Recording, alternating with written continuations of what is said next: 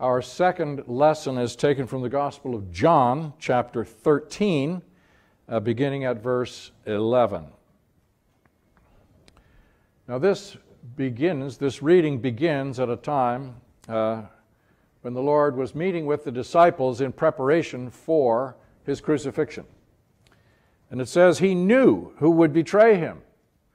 Therefore the Lord said, "You are not all clean."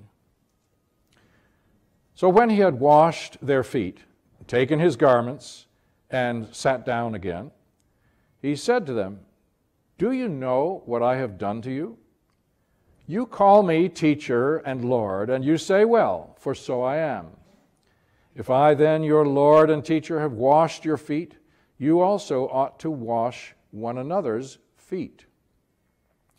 For I have given you an example that you should do as I have done to you.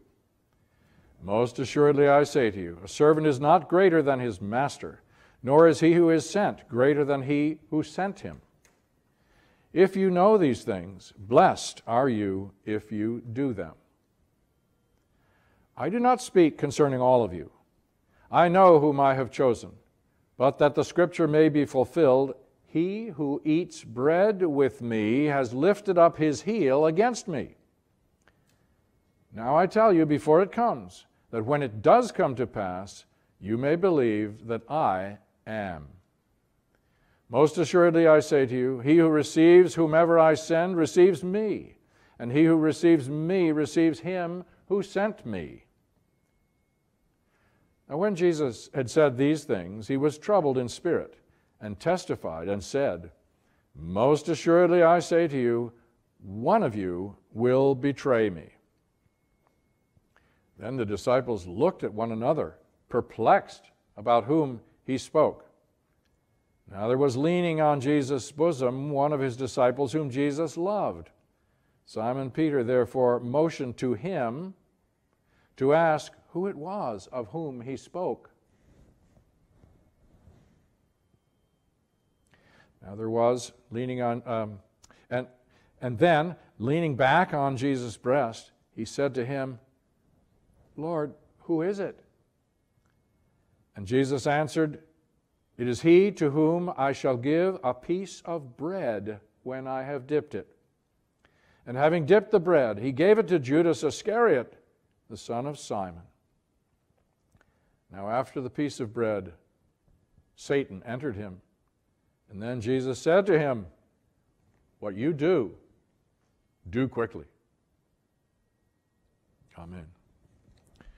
Now we read further from the work on the true Christian religion, passage number 719. And this reading pertains particularly to our commemoration of the Lord's Last Supper, where we read, "The Lord is present and opens heaven to those who worthily approach the Holy Supper. And he is also present with those who approach it unworthily, but does not open heaven to them. Consequently, as baptism is an introduction into the church, so the Holy Supper is an introduction into heaven." The Lord is present with both the worthy and the unworthy, because he is omniscient, or omnipresent rather, both in heaven and in hell, and also in the world, thus with the evil as well as with the good. But with the good, that is, the regenerate, and by that term the writings generally mean those who are being regenerated, he is present both as to universals and to particulars. For the Lord is in them, and they in the Lord, and where he is, there is heaven. Heaven also constitutes the Lord's body. Therefore, to be in his body is to be at the same time in heaven. The Lord's presence, however, with those who approach unworthily is his universal, but not his particular presence. Or, what is the same, it is an external, but not an internal presence. The Lord's universal or external presence causes a human to live as human and to enjoy the faculty of knowing, understanding, and speaking rationally from the understanding. With those, therefore, who only understand what is true and good, the Lord's presence is universal and external. but with those who also will and do what is true and good. It is both universal and particular, that is, both internal and external. Those who only understand and talk about the truth and the good are like the foolish virgins who had lamps but not oil. Whereas those who not only understand and talk about the true and the good, but also will and do them, are the wise virgins who were admitted into the wedding, while the others stood outside and knocked, but were not admitted. From this it is evident that the Lord is present and opens heaven to those who worthily approach the Holy Supper, and that he is also present with those who approach it unworthily, but he does not open heaven to them in that case. Amen. Here end our lessons, and may the Lord add his blessing to the hearing of his word. Amen. The meditation of my heart be acceptable in your sight, O Lord, my rock and my redeemer. Amen. Be seated.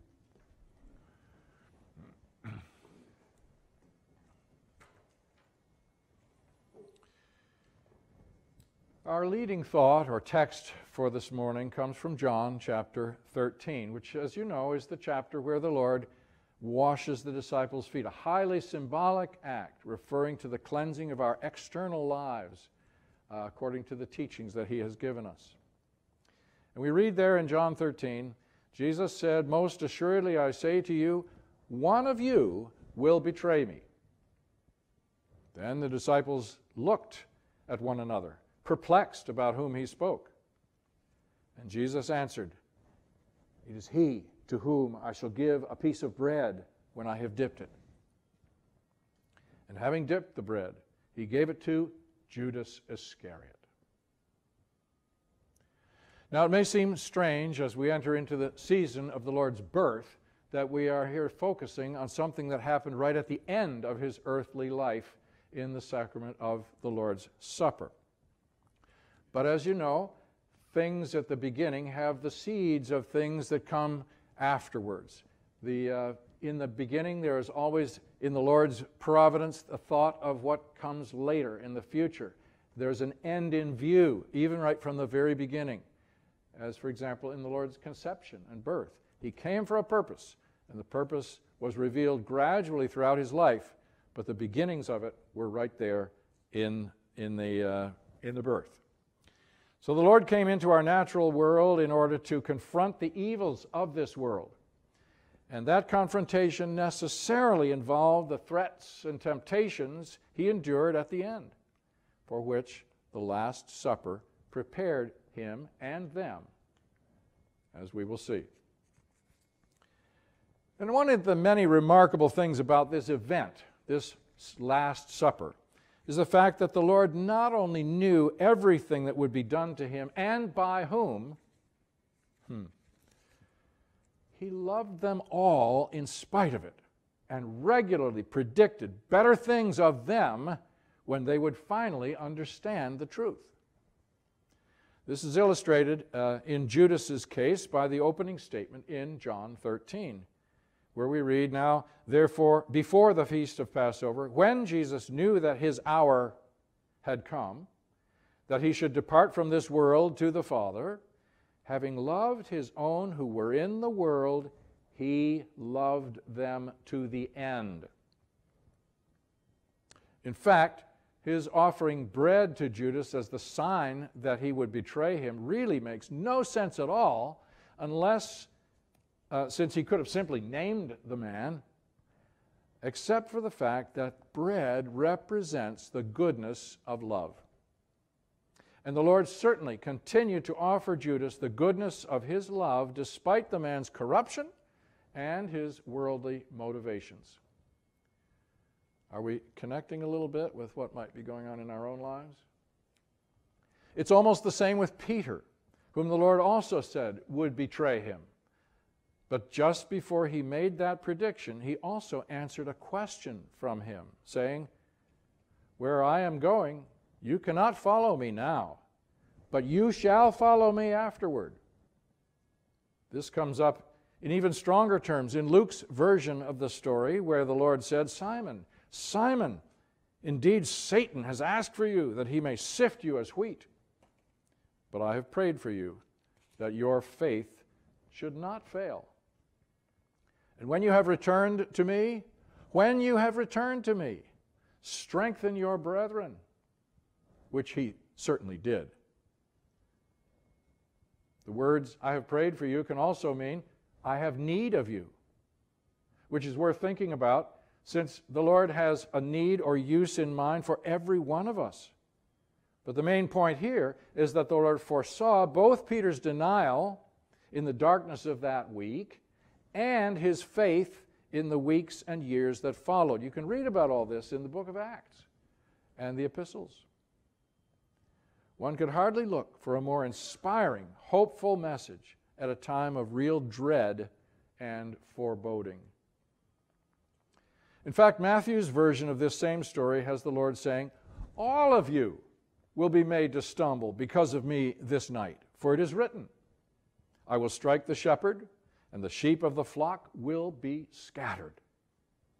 But after I have been raised, I will go before you into Galilee." And the implication is that they would follow, which of course they did. Now, this does not mean that the Lord foresees all of us following him into heaven, but we are in a certain sense all predestined for heaven. In other words, he has done and continues to do his part to be sure that we can all make it. All we have to do is cooperate to the best of our ability. In this sense, the Lord's predictions of denial and faith, or betrayal and then commitment, are exactly the same as any prophecy. They reflect his knowledge of the future without imposing at the least on our freedom to choose what we will. The Lord simply knows the future. He is present in the future as if in the present. And he knows the disciples, and he knows each one of us. And he knows that we can, if we're willing, be convinced by the events of his resurrection. Because, well, that's the sort of people they were, and that's the sort of people we are. They were chosen for that reason, too, so that the Christian church could be established.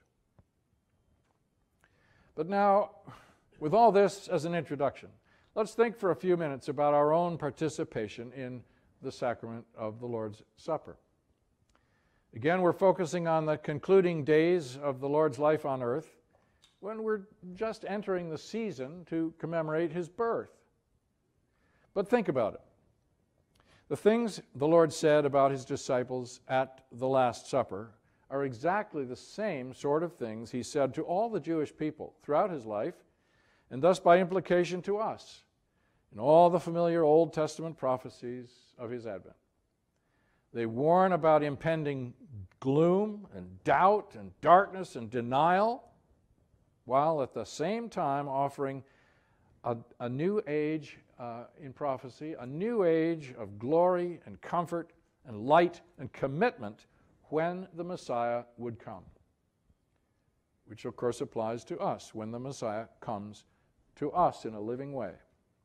For example, we read in Isaiah, "Arise, shine, for your light has come, and the glory of the Lord is risen upon you. For behold, darkness shall cover the earth, and deep darkness the people. But the Lord will arise over you, and his glory will be seen upon you. The Gentiles shall come to your light, and kings to the brightness of your rising." That's Isaiah chapter 60. Now, it's useful and hopeful to think about all this as we approach the Holy Supper today. After all, most of us are painfully aware of our shortcomings. And if we're brutally honest, we probably lack confidence that we're ever really going to be worthy to approach the Lord's table. If we think of ourselves in heaven, if we think of ourselves in heaven at all, it's because we believe that the Lord can accept us in spite of our faults, and that his love has the power to lift us up out of all our selfish, worldly concerns and limitations.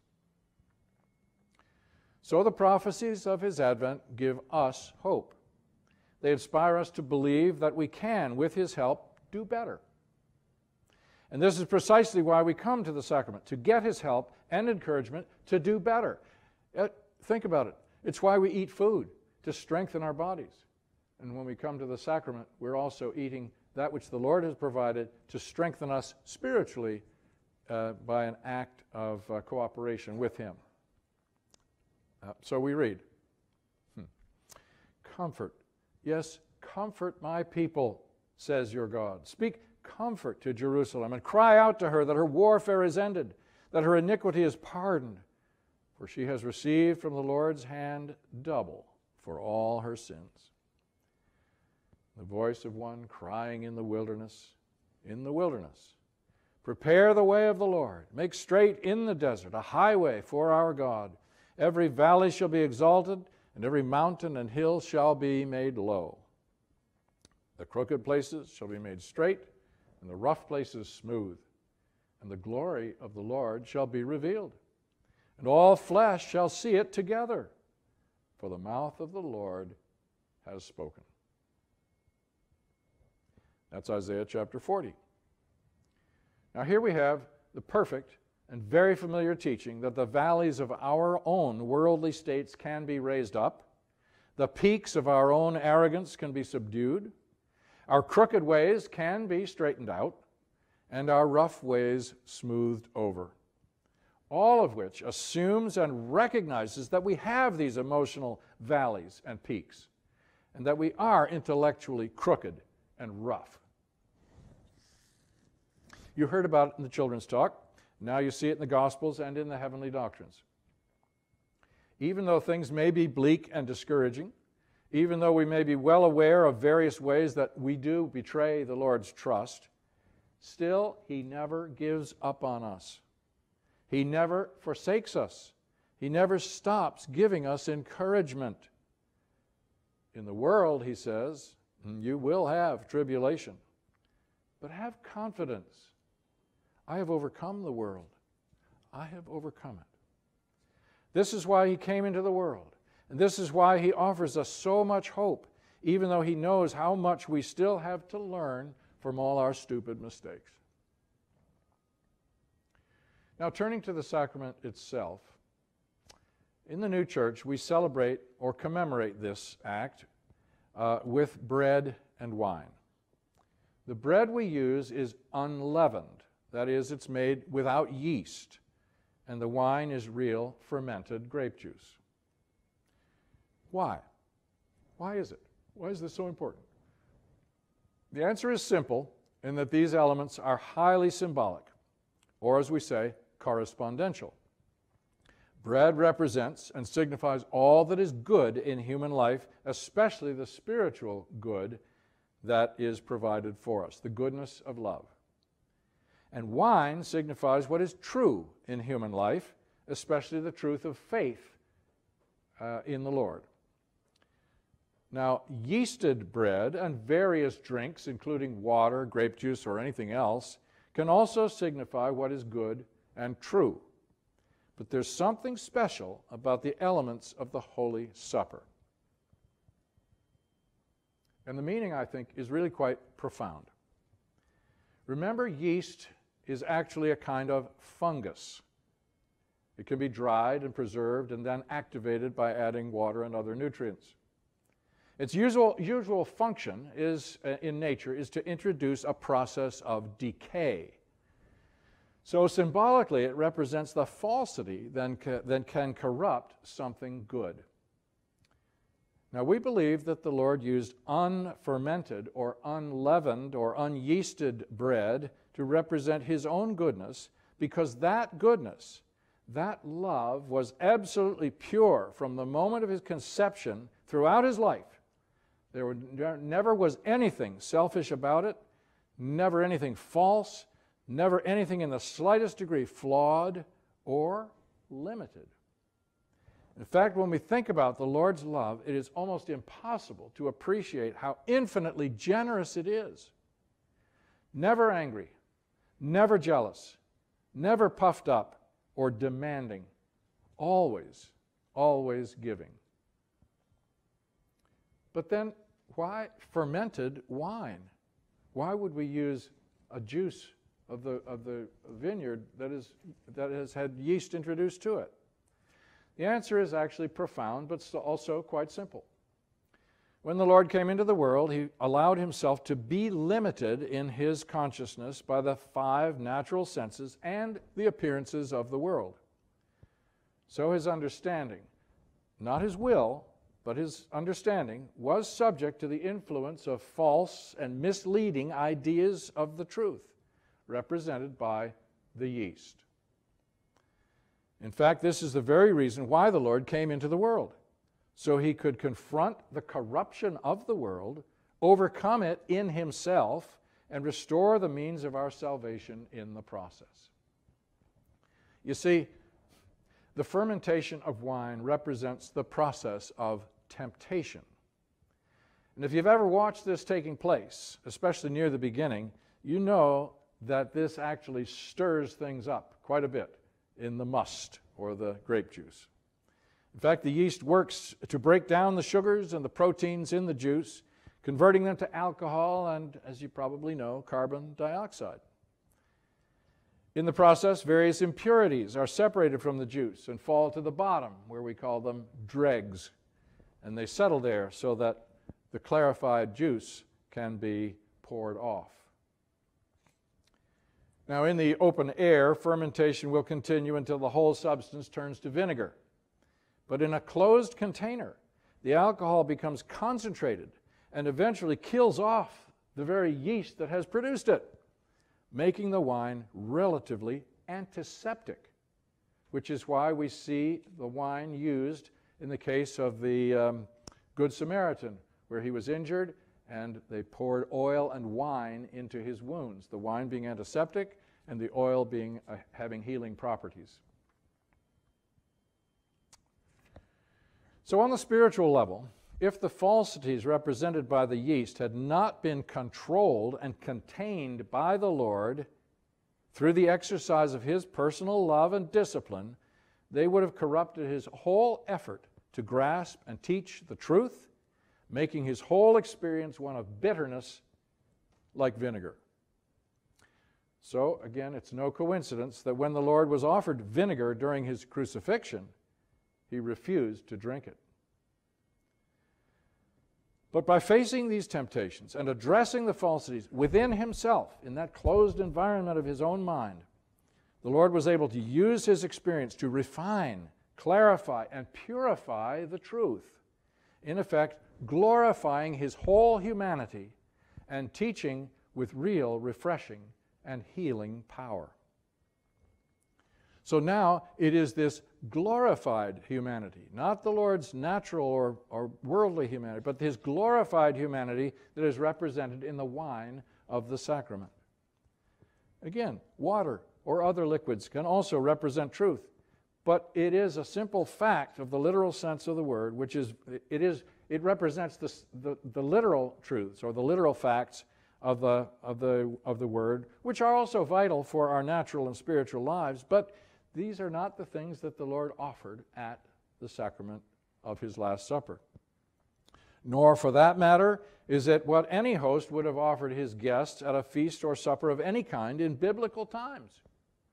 For water, unless drawn directly from a fountain or spring, was frequently contaminated in those days and could cause serious illness.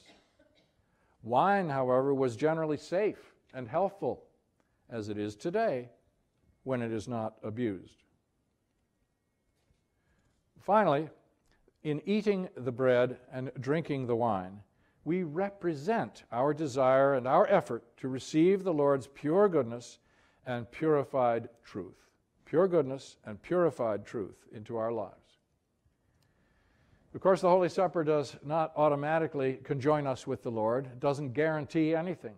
But because the elements specifically correspond to his love and his beautiful teaching, if we receive these things really and symbolically in the spirit in which they are offered by the Lord, not only can we be strengthened for what lies ahead, we may actually be able to experience what is written in the Advent prophecies.